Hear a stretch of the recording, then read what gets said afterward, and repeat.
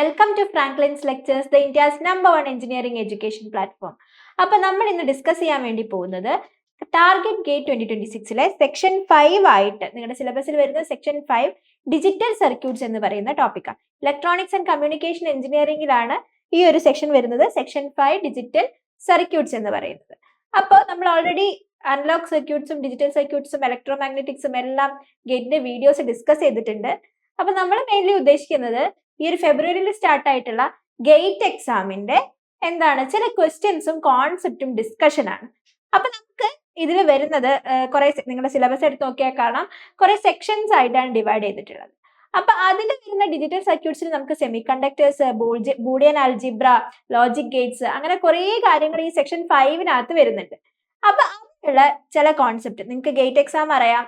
Gate exam എന്ന് പറയുമ്പോൾ നമുക്ക് 100 മാർക്സിനാണ് 65 ക്വസ്റ്റ്യൻസ് ഉണ്ടാവും, മൾട്ടിപ്പിൾ ചോയ്സ് ക്വസ്റ്റ്യൻസ് ഉണ്ടാവും, MCQs. ഈ MCQs വരുന്നത് എന്താ, നമുക്ക് 4 ഓപ്ഷൻസ് ഉണ്ടാവും. ഇതിൽ ഏതെങ്കിലും ഒരു ഓപ്ഷൻ, ബെസ്റ്റ് ഓപ്ഷനെ നമ്മൾ ചൂസ് ചെയ്യണം. അതാണ് MCQ ടൈപ്പ് ക്വസ്റ്റ്യൻസിന്റെ പ്രത്യേകത. പിന്നെ വരുന്ന സെക്ഷൻ എന്ന് പറയുന്നത് ഏതാ, ന്യൂമറിക്കൽ ആൻസർ ടൈപ്പ് ക്വസ്റ്റ്യൻസ്. ഈ ന്യൂമറിക്കൽ ആൻസർ ടൈപ്പ് ക്വസ്റ്റ്യൻസിൽ നമുക്ക് വിർച്വൽ കീബോർഡ് ഉണ്ടാവും. നമുക്ക് സോൾവ് ചെയ്ത് കിട്ടിയ ആൻസർ അവർ പറയുന്ന രീതിയിലുള്ള ഡെസിമൽ പൊസിഷൻസും കൂടി വരുന്ന രീതിയിൽ എന്ത് ചെയ്യാം, നമ്മൾ വാല്യൂസ് എൻ്റർ ചെയ്ത് കൊടുക്കുക. ആൻഡ് പിന്നെ വരുന്നതാണ് MSQ, മൾട്ടിപ്പിൾ സെലക്ട് ക്വസ്റ്റ്യൻസ്. ഇതിനും എന്തുണ്ടാവും, ചോയ്സസ് ഉണ്ടാവും. പക്ഷേ ഇതിൽ ഒരു ആൻസർ മാത്രമായിരിക്കില്ല ചിലപ്പോൾ കറക്റ്റ് ആയിട്ട് ഉണ്ടാവുക, ഒന്നിലധികം ആൻസേഴ്സ് കറക്റ്റ് ആയിട്ടുണ്ടാവും. സോ അതുകൊണ്ടാണ് അതിനെ മൾട്ടിപ്പിൾ സെലക്ട് ക്വസ്റ്റ്യൻസ് എന്ന് പറയുന്നത്. അപ്പൊ ഇതിൽ ന്യൂമറിക്കൽ ആൻസർ ടൈപ്പ് ക്വസ്റ്റ്യൻസിനും മൾട്ടിപ്പിൾ സെലക്ട് ക്വസ്റ്റ്യൻസിനും എന്തുണ്ടാവില്ല, നെഗറ്റീവ് മാർക്കിംഗ് ഉണ്ടാവില്ല. പക്ഷെ MCQന് എന്താണ്, നെഗറ്റീവ് മാർക്കിംഗ് ഉണ്ട്. അപ്പൊ അതൊക്കെ നിങ്ങൾ മൈൻഡിൽ വെക്കുക. നമുക്ക് ഡിജിറ്റൽ സർക്യൂട്ട്സിന്റെ ഫസ്റ്റ് ക്വസ്റ്റ്യനിലേക്ക് പോവാം. നമ്മൾ ഡിസ്കസ് ചെയ്യാൻ വേണ്ടി പോകുന്നത്, if WL is the word line and BL is the bit line and SRAM cell is shown in. അപ്പൊ SRAM ഷെല്ലിന്റെ സ്ട്രക്ചർ നിങ്ങൾ ഓൾറെഡി ഡിജിറ്റൽ സർക്യൂട്ട്സ്, അതായത് VLSI ഡിസൈനിലൊക്കെ ബിടെക്കിന് പഠിക്കാനുണ്ട് നിങ്ങൾക്ക്. Structure of SRAM and DRAM എങ്ങനെയാണ് വരുന്നത് എന്നുള്ള കാര്യങ്ങൾ. അപ്പൊ അതിന് നിങ്ങൾ ഒരു SRAMന്റെ സ്ട്രക്ചർ എന്ന് പറയുന്നത് നിങ്ങൾ പഠിച്ചിട്ടുണ്ടാവും അല്ലെ. ഈ ഒരു ഷേപ്പാണ് വരിക. ആൻഡ് ബേസിക്കലി നമ്മൾ ഡിസൈൻ ചെയ്യാൻ വേണ്ടി പോകുന്നത് നമ്മൾ SRAM സെല്ലാണ്. അപ്പൊ ബേസിക്കലി നമുക്ക് എന്താ, സെമി കണ്ടക്ടർ വെച്ചിട്ടാണ് SRAM സെല്ല് ഡിസൈൻ ചെയ്യേണ്ടത്. സോ സെമി കണ്ടക്ടർ മോസ്ഫെറ്റ് ആണ് നമ്മൾ ഇവിടെ യൂസ് ചെയ്യുന്നത്. സോ ബേസിക്കലി ഒരു ബേസിക് SRAMന്റെ സ്ട്രക്ചർ എന്ന് പറയുമ്പോൾ എന്താ, 2 ഇൻവെർട്ടർ ഇങ്ങനെ ക്രോസ് കപ്പിൾ ചെയ്ത് വെച്ചിട്ടുണ്ടാവും. ഓക്കെ, 2 ഇൻവെർട്ടേഴ്സ് ഇങ്ങനെ ക്രോസ് കപ്പിൾ ചെയ്ത് വെച്ചിട്ടുണ്ടാവും. ആൻഡ് ഇതിന്റെ ഒരു സെല്ലിലേക്ക്, മീൻസ് ഒരു എൻഡിലേക്ക് നമ്മളൊരു സ്വിച്ച് കണക്ട് ചെയ്തിട്ടുണ്ടാവും. ഓക്കെ, ഈ സ്വിച്ചിന്റെ ഒരു എൻഡിലായിട്ടാണ് എന്ത് വരുന്നത്, ഇവിടെ BL bar BL bit line and word ആണ് നമ്മൾ എന്തിൽ കൊടുക്കുക, ഇവിടെയുള്ള ഈ സ്വിച്ചിന്റെ ഓൺ ആക്കാനുള്ള കണ്ടീഷൻ ആയിട്ട് കൊടുക്കുക. സോ ബേസിക്കലി ഈ സ്വിച്ച് ആയിട്ട് നമ്മൾ സെമി കണ്ടക്ടറിൽ കണക്ട് ചെയ്യാൻ വേണ്ടി പോകുന്നത് എന്താണ്, നമ്മൾ സെമി കണ്ടക്ടറിൽ കണക്ട് ചെയ്യാൻ വേണ്ടി പോകുന്നത് ഇതാ മോസ്ഫെറ്റ് ആയിരിക്കും. ഓക്കെ, സ്വിച്ച് ഇവിടെ കണ്ടോ, ഇതിന് നമ്മൾ ആക്സസ് സ്വിച്ചസ് എന്നാ പറയാ. നിങ്ങൾ ഓൾറെഡി ഇതിന്റെ ക്ലാസ്സുകളൊക്കെ കണ്ടിട്ടുണ്ടെങ്കിൽ, നിങ്ങളുടെ VLSI സർക്യൂട്ട് ഡിസൈൻ നിങ്ങൾ ഓൾറെഡി പഠിച്ചിട്ടുണ്ടെന്നുണ്ടെങ്കിൽ നിങ്ങൾക്ക് ഈ കാര്യം അറിയാൻ വേണ്ടി പറ്റും. ഇതെന്ന് പറയുന്നത് എന്താ, ആക്സസ് സ്വിച്ച് എന്നാ അതിന് പറയാം. നമ്മുടെ സെമി കണ്ടക്ടറിലേക്ക് നമ്മുടെ ഈ ഒരു സെമി കണ്ടക്ടർ വെച്ചിട്ടാണ്, അതായത് നമ്മളിപ്പോ മോസ്ഫെറ്റ് റിലേറ്റഡ് ആയിട്ടാണ് പഠിക്കുന്നത്, VLSI അല്ലേ, സെമി കണ്ടക്ടർ ടെക്നിക് ആണ്. സോ ബേസിക്കലി എന്താണ്, നമ്മൾ മോസ്ഫെറ്റ് ആയിരിക്കും ഇവിടെ ആക്സസ് സ്വിച്ച് ആയിട്ട് യൂസ് ചെയ്യാം. അപ്പൊ ഈ ആക്സസ് സ്വിച്ചിന്റെ കണ്ടീഷൻ അനുസരിച്ചിട്ടായിരിക്കും വേർഡ് ലൈൻ ആയിരിക്കും ആക്സസ് സ്വിച്ചിന്റെ ഇൻപുട്ടിലേക്ക് കൊടുക്കുക. അതനുസരിച്ചായിരിക്കും ഈ സ്വിച്ച് ഓപ്പൺ ആവണോ ക്ലോസ് ആവണോ തീരുമാനിക്കുക. അപ്പൊ ഈ ഒരു ഇൻവെർട്ടറിന് ഈ ഒരു നോട്ട് ഗേറ്റ് ക്രോസ് കണക്ട് ചെയ്തതാണ് അല്ലെ ഇത്. അപ്പൊ ഇതിനെ ആക്സസ് ചെയ്യണമെന്നുണ്ടെങ്കിൽ ബേസിക്കലി നമുക്ക് എന്ത് വേണം, ഈ ബിറ്റ് ലൈനെയാണ് എനേബിൾ ചെയ്ത് കൊടുക്കേണ്ടത്. ബിറ്റ് ലൈനിലേക്കാണ് നമ്മൾ ഈ ഒരു സെല്ലിലേക്ക് നമുക്ക് ഡാറ്റ ഇൻപുട്ട് ചെയ്യണമെന്നുണ്ടെങ്കിലും ഔട്ട്പുട്ട് എടുക്കണമെന്നുണ്ടെങ്കിൽ ഈ ബിറ്റ് ലൈനിനെ ആയിരിക്കും നമ്മൾ എനേബിൾ ചെയ്യുക. ക്ലിയർ അല്ലേ? സോ അത് VLSI സർക്യൂട്ട് ഡിസൈൻ പഠിച്ച സമയത്ത് നമുക്ക് എന്താ, ഡീറ്റെയിൽ ആയിട്ട് പഠിക്കാനുള്ള ഒരു കോൺസെപ്റ്റ് ആണത്. അപ്പൊ അവിടെ നിങ്ങൾ പഠിച്ചിട്ടുണ്ടാവും. ഇതേപോലെ നിങ്ങളിപ്പോ ഇതില് ഈ ഒരു ക്വസ്റ്റ്യനിൽ മനസ്സിലാക്കേണ്ട കാര്യം, ഒരു ഇൻവെർട്ടർ സർക്യൂട്ട് ആണ് ഉണ്ടാവുക ഇങ്ങനെ ക്രോസ് കപ്പിൾ ചെയ്ത രീതിയിലേക്ക്. സോ ഇതിന്റെ ഔട്ട്പുട്ട് എടുത്തിട്ട് എന്താണ് ഇതിന്റെ ഇൻപുട്ടിലേക്കും കൊടുത്തിട്ടുണ്ട്, ഇതിന്റെ ഇൻപുട്ട് എടുത്തിട്ട് ഇതിന്റെ ഔട്ട്പുട്ടിലേക്കും കൊടുത്തിട്ടുണ്ട്. സോ നമ്മൾ തന്നെ സ്റ്റാറ്റിക് ഇൻവെർട്ടേഴ്സ് പഠിച്ചിട്ടുണ്ടായിരുന്നു അല്ലെ? എന്താ സ്റ്റാറ്റിക് ഇൻവെർട്ടേഴ്സ് പഠിച്ചിട്ടുണ്ടായിരുന്നു. സോ ഈ ക്രോസ് കപ്പിൾ ചെയ്ത ഈ ഒരു ഇൻവെർട്ടറിന് പകരം നമ്മൾ എന്ത് ചെയ്യണം? നമ്മൾ VLSI പഠിച്ച സ്റ്റാറ്റിക് ഇൻവെർട്ടർ ആണ് ഇവിടെ കൊടുക്കേണ്ടത്. പിന്നെ ആക്സസ് ട്രാൻസിസ്റ്റേഴ്സും. സോ ഇൻവെർട്ടറിന്റെ സർക്യൂട്ട് ഓർമ്മയുണ്ടോ? ഇൻവെർട്ടർ നമ്മൾ എങ്ങനെയായിരുന്നു പഠിച്ചത്? ബേസിക് ഇൻവെർട്ടർ VDD സപ്ലൈ ഉണ്ടാവും, PMOS ഉണ്ടാവും, NMOS ഉണ്ടാവും,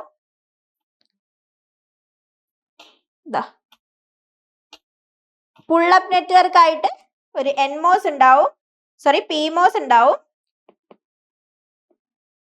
പുൾ ഡൗൺ നെറ്റ്വർക്ക് ആയിട്ട് NMOS ഉണ്ടാവും. ആൻഡ് ഇതിന്റെ ഇൻപുട്ടിനെ തമ്മിൽ ഷോർട്ട് ചെയ്തിട്ടാണ് നമ്മൾ എന്ത് കണക്ട് ചെയ്യുക? ഇൻപുട്ട് A എന്ന് കണക്ട് ചെയ്യുക. ആൻഡ് ഇവിടെ നിന്നായിരിക്കും ഇതിന്റെ ഔട്ട്പുട്ട് Y എടുക്കുക. ആൻഡ് ഇതിന്റെ ഡ്രെയിനിലേക്ക് VDD കൊടുത്തിട്ടുണ്ടാവും. ആൻഡ് ഇതിന്റെ സോഴ്സിലേക്ക് എന്താ കൊടുത്തിട്ടുണ്ട്? ഗ്രൗണ്ട് സപ്ലൈ കൊടുത്തിട്ടുണ്ടാവും. സോ ഇതാണ് ബേസിക് ഒരു ഇൻവെർട്ടറിന്റെ സർക്യൂട്ട് എന്ന് പറയുന്നത്. ഇൻവെർട്ടർ. ഓക്കെ, ഇതാണ് ഒരു basic inverter using MOS transistor. അപ്പൊ ഈ ഇൻവെർട്ടറിനെ ഇങ്ങനത്തെ 2 ഇൻവെർട്ടേഴ്സ് കണക്ട് ചെയ്ത് കൊടുക്കേണ്ടി വരും. സോ ബേസിക്കലി 4 ഇൻവെർട്ടേഴ്സ് യൂസ് ചെയ്തിട്ടാണ് നമുക്ക് ഈ ഒരു ക്രോസ് കണക്ട് ചെയ്തിട്ടുള്ള ഈ ഒരു ഇൻവെർട്ടർ സർക്യൂട്ട് ബിൽഡ് ചെയ്തെടുക്കാൻ വേണ്ടി പറ്റുക. സോ നിങ്ങൾ ഈ മോസ്ഫെറ്റ് കാണാനില്ലേ? ഇതേപോലത്തെ ഒരു ഇത് എന്ന് പറയുന്നത് റെപ്രസെന്റ് ചെയ്യുന്നത് ഒരു നോട്ട് ഗേറ്റിനാ അല്ലെ? ഇത് റെപ്രസെന്റ് ചെയ്യുന്നത് ഒരു നോട്ട് ഗേറ്റിനാ, ഇൻവെർട്ടർ അല്ലെ? ഇങ്ങനെയുള്ള ഈ ഒരു സെറ്റപ്പിന് ഇതാണ് ഇതിന്റെ സ്ട്രക്ചർ എന്ന് പറയുന്നത്. ഇതിന്റെ ഉള്ളിൽ ഇങ്ങനെ MOS ട്രാൻസിസ്റ്റേഴ്സ് ആയിരിക്കും ഉണ്ടാവുക ഈ ഒരു നോട്ട് ഗേറ്റിന്. സോ നമുക്ക് എന്ത് വേണം? ഒരു MOS ട്രാൻസിസ്റ്ററും കൂടെ വേണം, വേണ്ടേ?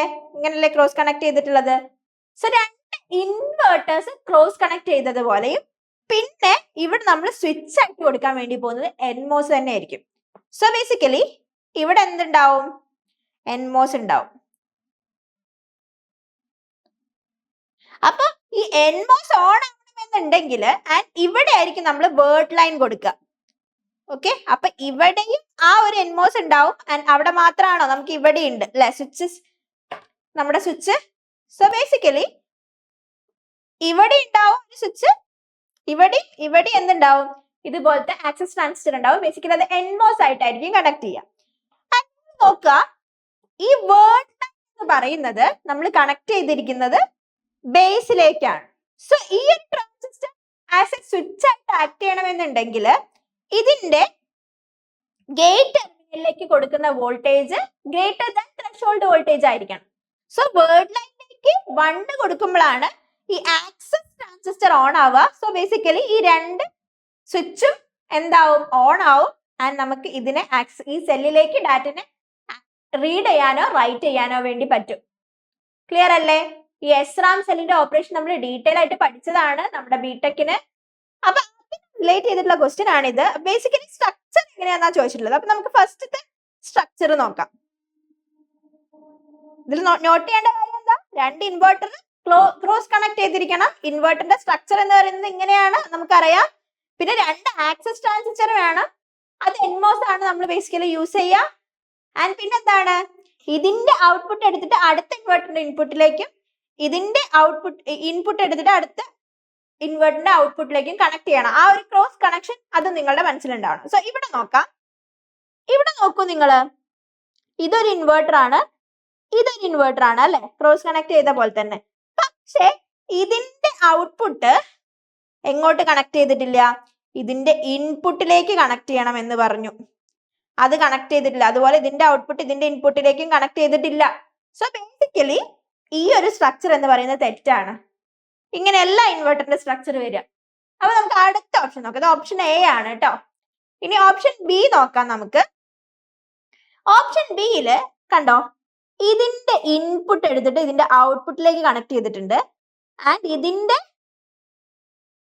ഔട്ട്പുട്ട് എടുത്തിട്ട് ഇതിന്റെ ഇൻപുട്ടിലേക്ക് കണക്ട് ചെയ്തിട്ടുണ്ട്. ആൻഡ് 2 ആക്സസ് ട്രാൻസിസ്റ്റേഴ്സ് ഉണ്ട്, അതൊക്കെയാണ്. VDD സപ്ലൈ ഇങ്ങോട്ട് കണക്ട് ചെയ്തിട്ടുണ്ട്, ഗ്രൗണ്ട് സോഴ്സിലേക്ക് കണക്ട് ചെയ്തിട്ടുണ്ട്, വേർഡ് ലൈന് രണ്ട് ആക്സസ് ട്രാൻസിസ്റ്റേഴ്സിന്റെയും ഗേറ്റിലേക്ക് കണക്ട് ചെയ്തിട്ടുണ്ട്, ആൻഡ് ബിറ്റ് ലൈൻ ബാറും ബിറ്റ് ലൈനും കൊടുത്തിട്ടുണ്ട്. ഓക്കെ, ഇതൊക്കെയാണ്. നമുക്ക് ബാക്കിയുള്ള സർക്യൂട്ടിനും കൂടെ നോക്കാം എന്താ കാണിച്ചിട്ടുള്ളത് എന്നുള്ളത്. ഇതിൽ നോക്കൂ, വേർഡ് ലൈൻ 1 ആക്കുമ്പോഴാണ് നമുക്ക് എന്താക്കാൻ പറ്റുക, ആക്സസ് ട്രാൻസിസ്റ്ററിലുള്ള ഇതിനെ ആക്സസ് ചെയ്യാൻ വേണ്ടി പറ്റും. അതായത് ഇതിലേക്ക് ഡാറ്റ റീഡ് ചെയ്യണം എന്നുണ്ടെങ്കിലും റൈറ്റ് ചെയ്യണം എന്നുണ്ടെങ്കിലും വേർഡ് ലൈൻ നമ്മൾ 1 ആക്കണം. അപ്പൊ വേർഡ് ലൈൻ 1 ആക്കുമ്പോ ഈ ഒരു PMOS എന്താവുക, ഓഫ് ആണ് ആവുക. അപ്പൊ അങ്ങനെ ഓഫ് ആയി കഴിഞ്ഞാൽ എന്താ, നമുക്ക് ഇതിലുള്ള ഡാറ്റേനെ റീഡ് ചെയ്യാനോ റൈറ്റ് ചെയ്യാനോ പറ്റൂല. സോ ബേസിക്കലി ഈ ഒരു കണക്ഷനും റോങ് ആണ്. ഇവിടെ എന്താണ് ഇവർ കൊടുത്തിട്ടുള്ളത്, PMOS ആണ്, നമുക്ക് അവിടെ NMOS ആണ് വേണ്ടത്. ഇനി ഈ ഒരു സർക്യൂട്ടും കൂടി, ഓപ്ഷൻ ഡിയും കൂടി നോക്കാം, അതിൽ എന്താ വ്യത്യാസം വന്നിട്ടുള്ളത് എന്നുള്ളത്. നോക്കൂ, ബിറ്റ് ലൈൻ ബാർ, ആൻഡ് ഇവിടെ നോക്കൂ, ഈ ഒരു പുള്ളപ്പ് നെറ്റ്വർക്കിൽ വരുന്ന ഈ ഒരു ട്രാൻസിസ്റ്റർ എന്ന് പറയുന്നത്, പുള്ളപ്പ് നെറ്റ്വർക്കിൽ വരുന്ന ഈ ട്രാൻസിസ്റ്റർ എന്ന് പറയുന്നത് എന്താടാ, ഈ ഒരു ട്രാൻസിസ്റ്റർ എന്ന് പറയുന്നത്, പുള്ളപ്പ് നെറ്റ്വർക്കിൽ വരുന്ന ഈ ട്രാൻസിസ്റ്റർ എന്താണ്, ഈ ഒരു ട്രാൻസിസ്റ്റർ എന്ന് പറയുന്നത് NMOS ആണ്. സോ ഇങ്ങനെ വരാൻ പാടില്ല, ഇവിടെ ഇങ്ങനെ വരാൻ പാടില്ല. ഓക്കെ, ഇങ്ങനെ വരാൻ പാടില്ല, ഇവിടെ NMOS വരണം. ഓക്കെ, ആൻഡ് അതുപോലെ ഇനി അവിടെ NMOS വന്നാൽ കൂടെ എന്താണ്, ഇവിടെയും പ്രോപ്പർ അല്ല. നമുക്ക് എന്താ ചെയ്താൽ മതി, ചിലപ്പോ ഇങ്ങനെ കണക്ട് ചെയ്താൽ നമുക്ക് വേർഡ് ലൈൻ 0 ആക്കി കഴിഞ്ഞാൽ ഇതിനെ ആക്സസ് ചെയ്യാം അല്ലേ. പക്ഷെ ഇവിടെ നോക്കൂ നിങ്ങള്, ഇവിടെ നോക്കൂ, ഇങ്ങനെ വരാൻ പാടില്ല. ഇതിങ്ങനെ വന്നാലും നമ്മൾ പറഞ്ഞ കോൺസെപ്റ്റ് പ്രകാരം ഇത് വ്യത്യാസമുള്ളൂ. ഇത് 0 വേർഡ് ലൈൻ 0 ആക്കി കഴിഞ്ഞാൽ നമുക്ക് വേണമെങ്കിൽ ഇതിലുള്ള സെല്ലിനെ ആക്സസ് ചെയ്യാം. പക്ഷെ ഇവിടെ ഈ ഒരു NMOS നെറ്റ്വർക്ക് എന്ന് പറയുന്നത് എന്താടാ, PMOS ആണ് അതിന് പകരം ഇവിടെ കണക്ട് ചെയ്തിട്ടുള്ളത്. സോ ഇത് ഇൻവെർട്ടർ അല്ല. സോ ബേസിക്കലി ഇതും ഇൻവെർട്ടർ അല്ല, ഇതും ഇൻവെർട്ടർ അല്ല. നമുക്ക് അടുത്ത് നോക്കാം. ഇവിടെയാണെന്നുണ്ടെങ്കിൽ ഇത് പ്രോപ്പർ സർക്യൂട്ട് ആണ്, ഇത് രണ്ടും കറക്റ്റ് ആണ്, ഇത് രണ്ടും കറക്റ്റ് ആണ്, ഈ ഔട്ട്പുട്ട് കണക്ഷൻ കറക്റ്റ് ആണ്, ഈ NMOS കറക്റ്റ് ആണ്, ആൻഡ് വേർഡ് ലൈൻ കണക്ട് ചെയ്തിട്ടുണ്ട്, ആൻഡ് ബിറ്റ് ലൈനും കണക്ട് ചെയ്തിട്ടുണ്ട്, പ്രോപ്പർ ആയിട്ട് കണക്ട് ചെയ്തിട്ടുണ്ട്. ഈ കേസിലാണെന്നുണ്ടെങ്കിൽ ഇവിടെ എന്താണ്, ഇവിടെ എന്താ വ്യത്യാസം, ഈ ഔട്ട്പുട്ട് കണക്ട് ചെയ്തിട്ടുള്ള രീതി, ഇത് പ്രോപ്പർ അല്ല. സോ ബേസിക്കലി ഓപ്ഷൻ ബി ആണ് റൈറ്റ് എന്ന് പറയാം. സൊല്യൂഷൻ ഇവിടെ ലാസ്റ്റ് എഴുതാം. സൊല്യൂഷൻ ഞാൻ ഇവിടെ എഴുതുന്നുണ്ട്, സൊല്യൂഷൻ ബി, ഇതാണ് റൈറ്റ് സൊല്യൂഷൻ. ക്ലിയർ അല്ലേ? ക്ലിയർ ആയോ ഈ ഒരു കോൺസെപ്റ്റ്? അങ്ങനെയാണെങ്കിൽ നമുക്ക് അടുത്ത ക്വസ്റ്റ്യനിലേക്ക് പോവാം. In DRAM the periodic refreshing is not required. Information stored in the capacitor, information stored in a latch, both read and write operation can be performed simultaneously. So നമുക്ക് RAM എന്ന് പറയുന്നത് ബേസിക്കലി നമുക്ക് semiconductor മെമ്മറീസിനെ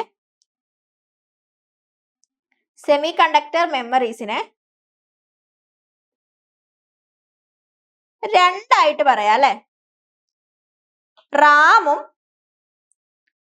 റോമും.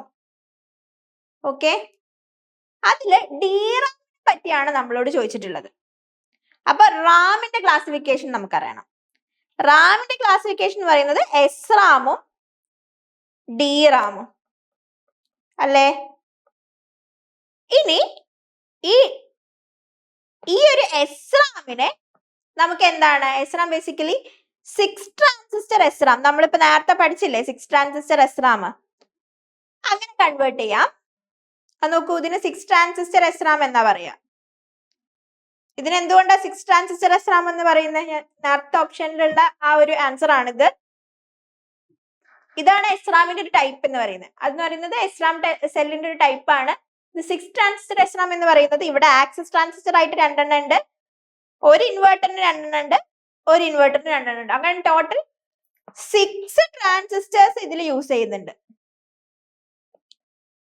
So അതുകൊണ്ടാണ് ഇതിനെ 6 transistor SRAM എന്ന് പറയുന്നത്. Okay, അപ്പൊ ഞാൻ ഇത് പറഞ്ഞത് ഇവിടെ നമുക്ക് 6 ട്രാൻസിസ്റ്റർ SRAM ഒരു ടൈപ്പ് ആണെന്ന് പറയാം. ഇനി DRAM നമ്മളോട് ക്വസ്റ്റ്യനിൽ ചോദിച്ചിരിക്കുന്ന DRAM എന്ന് പറയുന്നത് എന്താണ്? 1 ട്രാൻസിസ്റ്റർ DRAM ഉണ്ട്, അതുപോലെ 3 ട്രാൻസിസ്റ്റർ DRAM ഉണ്ട്. ഇതൊക്കെ നമ്മൾ ഓൾറെഡി ഡിസ്കസ് ചെയ്തിട്ടുണ്ട്. എവിടെ? നമ്മൾ ഓൾറെഡി എന്താ പറയാ, നമ്മുടെ ബിടെക്കിന്റെ സമയത്ത് നിങ്ങൾ ഓൾറെഡി പഠിച്ചിട്ടുള്ള കാര്യങ്ങളായിരിക്കും. ക്ലിയർ അല്ലേ? അപ്പൊ ഈ DRAM basically 1 transistor DRAM basically എങ്ങനെയാണ് റെപ്രസെന്റ് ചെയ്യുന്നതെന്ന് കാണിക്കാം. 1 ട്രാൻസിസ്റ്റർ DRAM റെപ്രസെന്റ് ചെയ്യുന്നത് ഒരു ബിറ്റ് ലൈനും ഉണ്ടാവും, ഒരു വേർഡ് ലൈനും ഉണ്ടാവും. ആൻഡ് ഇവിടേക്ക് ഈ വേർഡ് ലൈനിലേക്ക് എന്താണ്, ഒരു ട്രാൻസിസ്റ്റർ കണക്ട് ചെയ്ത് കൊടുത്തിട്ടുണ്ടാവും. ആൻഡ് ഈ ട്രാൻസിസ്റ്റർ ഈ എൻഡിലേക്ക് ഒരു കപ്പാസിറ്റർ കണക്ട് ചെയ്ത് കൊടുത്തിട്ടുണ്ട്. ആൻഡ് ഇവിടേക്കും എന്ത് കണക്ട് ചെയ്ത് കൊടുത്തിട്ടുണ്ട്? ഒരു കപ്പാസിറ്റർ കണക്ട് ചെയ്ത് കൊടുത്തിട്ടുണ്ട്.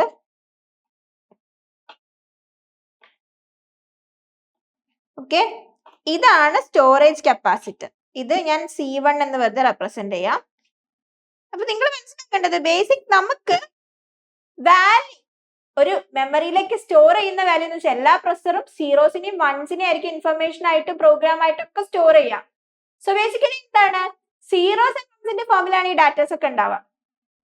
സോ നമുക്ക് ആ ഒരു സീറോനെയോ വണ്ണിനെയോ സ്റ്റോർ ചെയ്യണമെന്നുണ്ടെങ്കിൽ നമുക്ക് സ്റ്റോറേജ് കപ്പാസിറ്റർ ഉണ്ട്. ഇവിടെ എന്താണുള്ളത്? സ്റ്റോറേജ് കപ്പാസിറ്റർ ഉണ്ട്. Storage capacitor. സോ ഒരു DRAM സെല്ലില് ഒരു സ്റ്റോറേജ് കപ്പാസിറ്ററും ഒരു മോസ്ഫെറ്റും ഉണ്ടാവും. ഓക്കെ, ആൻഡ് ഇവിടെ കൊടുത്തിരിക്കുന്ന ഈ ലൈൻ എന്ന് പറയുന്നത് ഇത് വേർഡ് ലൈനും ഇത് ബിറ്റ് ലൈനും ആണ്. സോറി, നേരെ തിരിച്ചാണ് വരിക. ഇതെന്താണ്? വേർഡ് ലൈനും ഇത് ബിറ്റ് ലൈനും. സോ ഈ വേർഡ് ലൈനിലേക്ക് നമ്മൾ എനേബിൾ ചെയ്ത് കൊടുക്കുമ്പോഴാണ്, ഈ വേർഡ് ലൈൻ എനേബിൾ ചെയ്ത് കൊടുക്കുമ്പോഴാണ് ഈ ട്രാൻസിസ്റ്റർ ഓൺ ആവുക. സോ ഈ ബിറ്റ് ലൈനിലുള്ള ഡാറ്റ ഈ സ്റ്റോറേജ് കപ്പാസിറ്ററിൽ സ്റ്റോർ ആവാം. ഓക്കെ, അപ്പൊ ഇതാണ് അതിന്റെ ഒരു കോൺസെപ്റ്റ്. സോ നമ്മളോട് ചോദിച്ചിട്ടുള്ളത് periodic refreshing is not required. DRAMലേക്ക് പീരിയോഡിക് റീഫ്രഷിംഗ് ആവശ്യമാണോ എന്നാണ് ചോദിച്ചിട്ടുള്ളത്. ആവശ്യമല്ല എന്നാ പറഞ്ഞിരിക്കുന്നത്. ഇവിടെ യൂസ് ചെയ്യുന്നത് കപ്പാസിറ്റേഴ്സ് ആണ്. എന്തിന്? ഡാറ്റ സ്റ്റോർ ചെയ്യാൻ എന്നുള്ളത് കൊണ്ട് തന്നെ ഡാറ്റ അതിൽ സ്റ്റോർ ചെയ്തിരിക്കുന്ന വാല്യൂ കുറച്ച് കഴിഞ്ഞാൽ ഡിക്കേ ആയി പോകാനുള്ള ചാൻസ് ഉള്ളത് കൊണ്ട് നമുക്ക് എന്ത് പറയാം? നമുക്ക് ഇതിന് പീരിയോഡിക് റിഫ്രഷ്മെന്റ് ആവശ്യമാണെന്ന് പറയാം. സോ ഇവിടെ നോട്ട് റിക്വയർഡ് എന്നാണ് കൊടുത്തിട്ടുള്ളത്. സോ എന്താണ് ഈ കേസിൽ നമുക്ക് പീരിയോഡിക് റിഫ്രഷ്മെന്റ് ആവശ്യമുണ്ട്. സോ ഈ ഒരു ആൻസർ തെറ്റാണ്. അപ്പൊ അടുത്തത്, information is stored in a capacitor. Information കപ്പാസിറ്ററിലാണോ സ്റ്റോർ ചെയ്തിരിക്കുന്നത്? അതെ, അല്ലേ? ആണ്. സോ ഈ ഒരു ആൻസർ ശരിയാണ്. ബി ഓപ്ഷൻ ശരിയാണ്. അപ്പൊ information stored in A latch അല്ല. ലാച്ച് എന്ന് പറയുമ്പോൾ ബേസിക്കലി ഈ ഒരു സെറ്റപ്പാ. SRAM ബേസിക്കലി എന്താണ്? ലാച്ചിലാണ് ഡാറ്റനെ സ്റ്റോർ ചെയ്യുക. കാരണം എന്താ? ഇതെന്ന് പറയുന്നത് സ്റ്റോറേജ് കപ്പാസിറ്റർ ഇല്ല. ഇതിന്റെ ഔട്ട്പുട്ട് എന്താണോ റീഡ് ചെയ്തിട്ടാണ് നമ്മൾ BL എന്താണ്, BL ത്രൂ ഇതിനെ ഈ ഒരു ഔട്ട്പുട്ടിൽ എന്താണെന്ന് റീഡ് ചെയ്തിട്ടാണ് ഈ ഒരു ഡാറ്റ, ഈ ഒരു ലാച്ച് ചെയ്ത ഡാറ്റനെയാണ് സ്റ്റോർ ചെയ്തിട്ടുള്ളതെന്ന് എടുക്കാം. ഓക്കെ, അപ്പൊ അതിന്റെ വർക്കിംഗ് ഒക്കെ നമുക്ക് ഡീറ്റെയിൽ ആയിട്ട് അറിയാം. അപ്പൊ നമുക്ക് എന്താണ്, ഈ ഒരു കോൺസെപ്റ്റ് മാത്രം കിട്ടിക്കഴിഞ്ഞാൽ മതി. എന്താണ് ഇത് തെറ്റാണോ എന്നുള്ളത്? അത് തെറ്റല്ലേ? ഇൻഫർമേഷൻ സ്റ്റോർഡ് ഇൻ ലാച്ച് ആണോ? അല്ല. അപ്പൊ ഇതും തെറ്റാണ്. Both read and write operations can be performed simultaneously. ഇല്ല, പറ്റില്ല. Read and write operation simultaneous ആയിട്ട് പെർഫോം ചെയ്യാൻ വേണ്ടി പറ്റില്ല. സോ നമുക്ക് ഇവിടെ കറക്റ്റ് ആയിരിക്കുന്ന ഒരു ആൻസർ എന്ന് പറയുന്നത് ആൻസർ ഓപ്ഷൻ ബി ആണ്. Information is stored in a capacitor. ഇതാണ് റൈറ്റ് ആൻസർ. ക്ലിയർ അല്ലേ? ഈ ആൻസർ ആണ് കറക്റ്റ് ഓപ്ഷൻ. ഇത് ക്ലിയർ ആയിട്ടുണ്ടാവും എന്ന് വിചാരിക്കുന്നു. ആൻഡ് ഇതാണ് DRAM, 1 ട്രാൻസിസ്റ്റർ DRAMന്റെ ഒരു സ്ട്രക്ചർ എന്ന് പറയുന്നത്. ഇനി നമുക്ക് എന്താണ് അടുത്ത ക്വസ്റ്റ്യനിലേക്ക് പോവാം. Each cell of static random access memory contains option കൊടുത്തിട്ടുണ്ട് 6 MOS transistor, 4 MOS transistor and 2 capacitor, 2 MOS transistor and 4 capacitor, 1 MOS transistor and 1 capacitor. അല്ലല്ലോ, ഏതാ? ഈ ഓപ്ഷൻ ഒക്കെ തെറ്റാണ്. SRAM സെല്ലിന്റെ സ്ട്രക്ചർ നമ്മൾ പഠിച്ചില്ലേ എങ്ങനെയാന്നുള്ളത്? ഓൾറെഡി നമ്മൾ ഫസ്റ്റ് ക്വസ്റ്റ്യൻ ഡിസ്കസ് ചെയ്തു. ഈ ഒരു ആൻസർ ആണ് കറക്റ്റ് ആയിട്ടുള്ളത്. ഏതാണ്? 6 MOS ട്രാൻസിസ്റ്റേഴ്സ് ആണ് നമ്മൾ ഒരു SRAM സെല്ല് ക്രിയേറ്റ് ചെയ്യാൻ വേണ്ടിയിട്ട് യൂസ് ചെയ്തിട്ടുള്ളത്. അതിന് നമ്മൾ 6 ട്രാൻസിസ്റ്റർ SRAM 60 SRAM എന്ന് പറയും. ഇതൊക്കെ നമ്മൾ ഓൾറെഡി പറഞ്ഞിട്ടുണ്ടായിരുന്നു. ഇത് ക്ലിയർ അല്ലേ? ഇനി അടുത്തത് ഇതിനെ ബേസ് ചെയ്തിട്ട് തന്നെ വരുന്ന ഈ ഒരു സെക്ഷനിലെ SRAM ഉം DRAM-നെയും ബേസ് ചെയ്തിട്ട് വരുന്ന അടുത്തൊരു ക്വസ്റ്റ്യൻ ആണ്. The minimum number of MOS transistors required to make a dynamic RAM cell is എത്ര സെല്ല് വേണം ഒരു ഡൈനാമിക് റാമിനെ ഡിസൈൻ ചെയ്യാൻ വേണ്ടിയിട്ടുള്ളതാണ് ചോദിച്ചിട്ടുള്ളത്. സോ നമുക്ക് വേണ്ട minimum number of transistor to create a DRAM is ഈ ഓപ്ഷൻ എ. നമുക്ക് 1 ട്രാൻസിസ്റ്റർ DRAM ഉണ്ട് അല്ലെ? സോ നമുക്ക് എന്ത് പറയാം? ഈ ഓപ്ഷൻ ആണ് കറക്റ്റ് എന്ന് പറയാം. മിനിമം നമ്പർ എന്നാ ചോദിച്ചിട്ടുള്ളത്. ക്ലിയർ അല്ലേ? അപ്പൊ ഇത് ക്ലിയർ ആയിട്ടുണ്ടെങ്കിൽ ഇതിന്റെ തിയറി ഡിസ്കഷൻ ഒക്കെ നമ്മൾ കഴിഞ്ഞ ഈ ഒരു ക്വസ്റ്റ്യനിൽ ഡിസ്കസ് ചെയ്തിട്ടുണ്ട്. ആൻഡ് SRAM-ന്റെ കേസിലാണെന്നുണ്ടെങ്കിൽ ഫസ്റ്റ് ക്വസ്റ്റ്യൻ ഡിസ്കസ് ചെയ്തിട്ടുണ്ട്. സോ അത് വെച്ചിട്ട് തന്നെ നമുക്ക് ഇത്രയും ക്വസ്റ്റ്യൻസിന്റെ ഒരു ഐഡിയ കിട്ടി. ആ ഒരു കോൺസെപ്റ്റ്, ആ ഒരു SRAM-ന്റെയും DRAM-ന്റെയും കോൺസെപ്റ്റ് വെച്ചിട്ട്. ക്ലിയർ അല്ലേ? അപ്പൊ ഇത് ക്ലിയർ ആയിട്ടുണ്ടെങ്കിൽ നമുക്ക് അടുത്ത ക്വസ്റ്റ്യനിലേക്ക് പോവാം.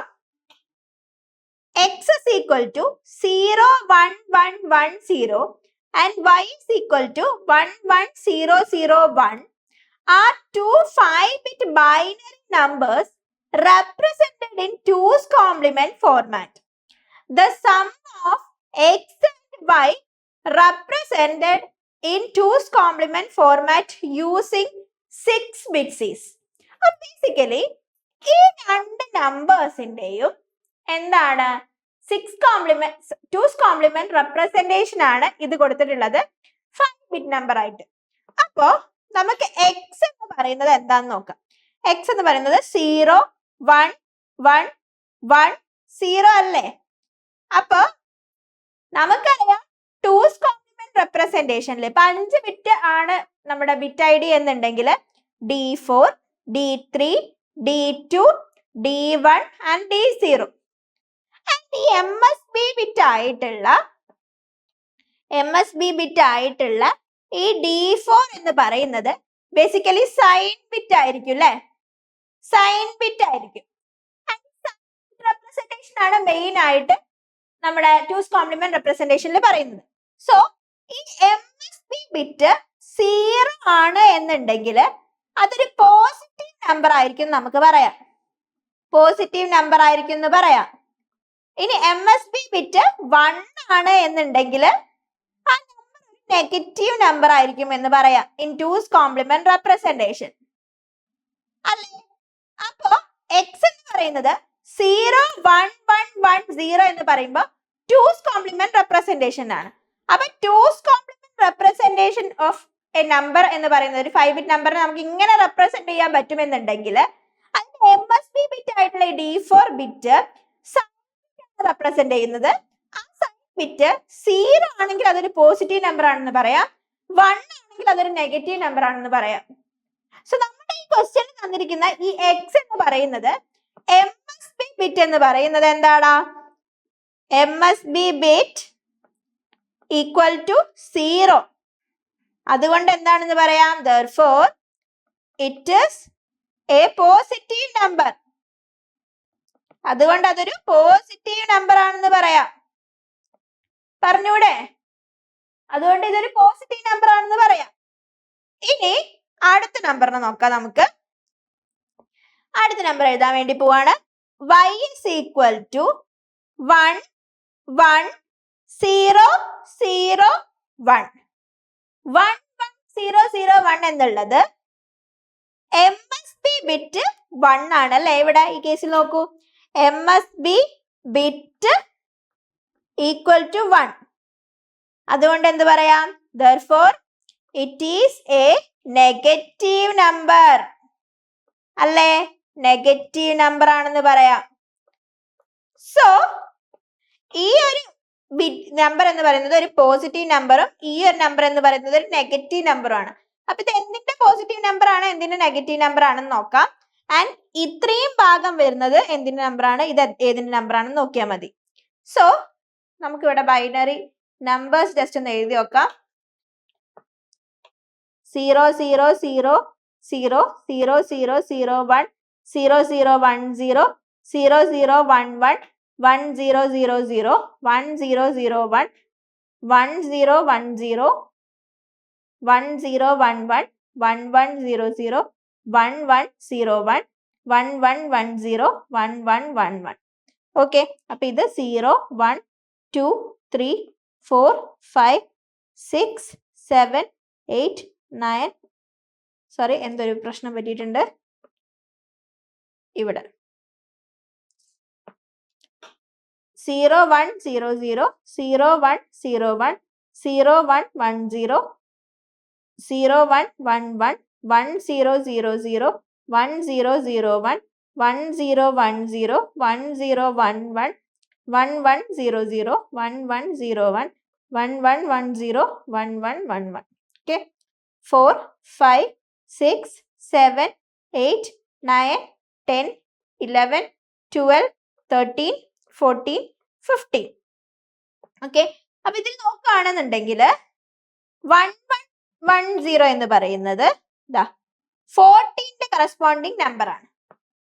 ഓക്കെ, അപ്പൊ 14ന്റെ കറസ്പോണ്ടിങ് നമ്പർ ആണ്. അപ്പൊ x is equal to 1 എന്താണ് 0 1 1 1 0 എന്ന് പറയുന്നത് in a binary represents 14 in decimal. Clear അല്ലേ? ഇതിന്റെ ബൈനറി ഇക്വലന്റ് ഓഫ് 14ന്റെ ബൈനറി ഇക്വലന്റ് ആണ് എന്ത് ഇതെന്ന് പറയുന്നത്. ക്ലിയർ അല്ലേ? This is the binary equivalent of number decimal number 14. അപ്പൊ അത് ക്ലിയർ ആയിട്ടുണ്ട്. ഇനി അടുത്തത് 1 1 0 0 1 എന്നുള്ളത് വൈയിൽ എന്താണ് ഉള്ളത്? 1 1 0 0 1 ഓഫ് ദി ബൈനറി എന്താണ് ഈ 1 എന്ന് പറയുന്നത് സൈൻ ബിറ്റ്. അപ്പൊ അതിനെ മൈൻഡ് ചെയ്യേണ്ട. ഇത്രയും പോർഷൻ എന്തിന്റെ ഡെസിമൽ ആണെന്ന് നോക്കാം. 1 0 0 1 അതെന്ന് പറയുന്നത് ഏതിന്റെ മീൻസ് ഇത് 2's കോംപ്ലിമെന്റ് റെപ്രസെന്റേഷൻ അല്ലേ നമ്മൾ ചെയ്യുന്നത്. അപ്പൊ നമ്മൾ എന്ത് ചെയ്യണം? ഇതൊരു നെഗറ്റീവ് നമ്പർ ആണ് ബേസിക്കലി വരിക.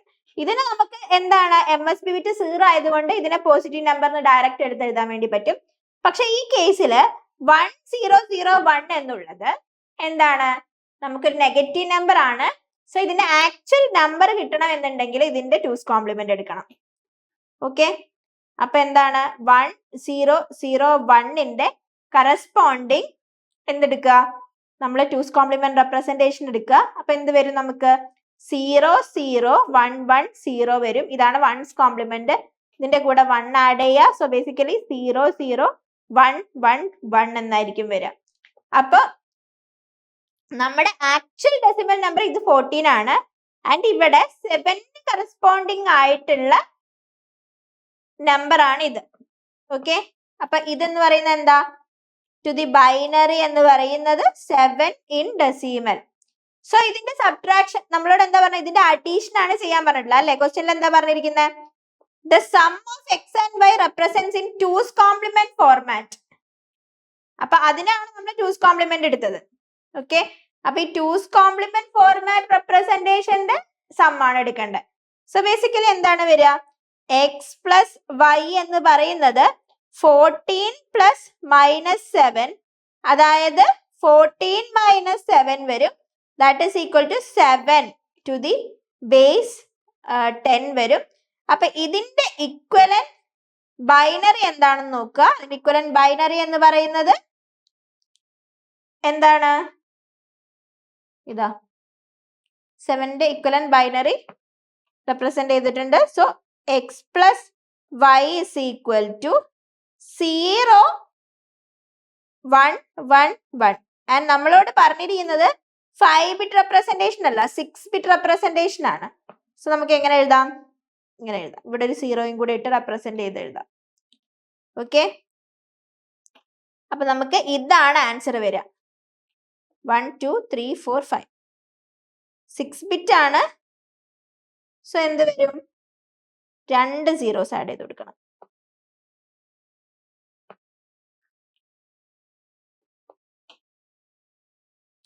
2 ബിറ്റ് ആഡ് ചെയ്ത് കൊടുത്താൽ മതി. ഈ MSB എന്ന് പറയുന്നത് സൈൻ ബിറ്റ്. ക്ലിയർ അല്ലേ?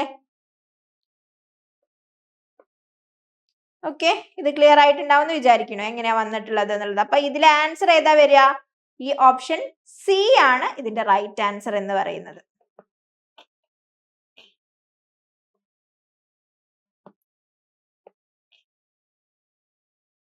ഓപ്ഷൻ സി ആണ് ഇതിന്റെ റൈറ്റ് ആൻസർ എന്ന് പറയുന്നത്. ഓക്കെ, ഇതെങ്ങനെയാണെന്ന് ക്ലിയർ ആയിട്ടുണ്ടാവും വിചാരിക്കുന്നു. അപ്പൊ നമുക്ക് അടുത്ത ക്വസ്റ്റ്യനിലേക്ക് പോവാം.